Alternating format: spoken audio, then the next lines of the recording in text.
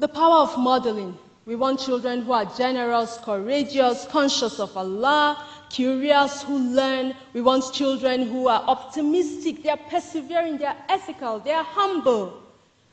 Are we those things? Are we any of those things? When we speak, do our children hear put downs in our voices? Do our children hear us putting ourselves down? But we want them to have self-esteem. Do our children hear us saying nasty things about people, but we want them to be respectful? Growing up, I grew up in a community where insults could fly very freely. It didn't take long for an insult to fly out of this person's mouth at that person.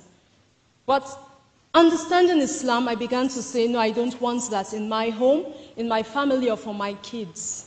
Might make them sound naive or like goody two-shoes. We don't say bad words. But yes, sometimes being goody two-shoes is the way to go. So we made a resolution, first with my late husband, and currently we don't use insults in the home. Recently, I heard my son say, one of our kids say, somebody said something nasty today. It's a bad word. I said, what is it? He said he called someone stupid. I said, yes, alhamdulillah. When we are struggling to brush the F word and the S word out of children's mouths, if a child says stupid is a bad word, may Allah preserve your innocence, your linguistic innocence. But I thought so well that one day I was driving, our youngest was in the back seat. A driver cut me off. I said, what's wrong with him? That's so stupid.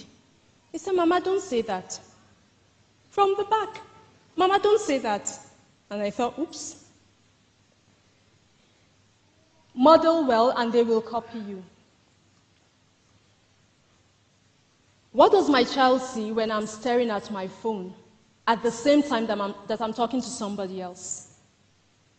What does my child see? He thinks that's the way to communicate. You can communicate to someone and you're busy doing this. You're scrolling and you're talking at the same time. And sometimes I catch myself giving him instructions and I'm not even looking at him. I'm looking at my laptop. Have you done this? Have you?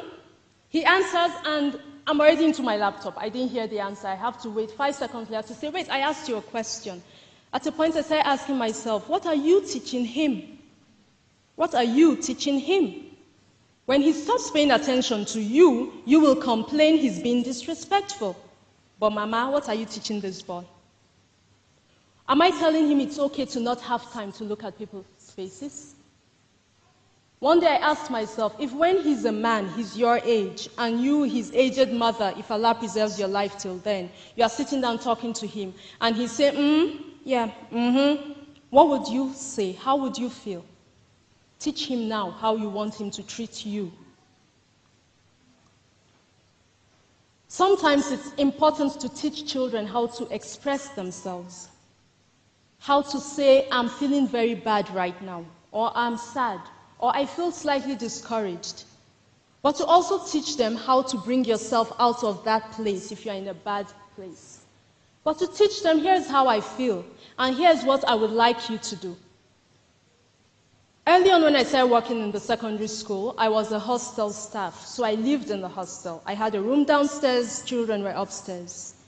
I already had a habit that I must have siesta at some point between 2 and 4 p.m. Anything later than that, I would wake up feeling as if I have malaria and a fever and a headache and the blues. So I needed that sleep. If I don't sleep at that time, then I don't function well. I'll be awake, but really more zombie-like. So I needed to sleep. But the students would come with their problems. They need help, they need some question answered, they need something sorted out, they need a squabble to be sorted out. So what did I do?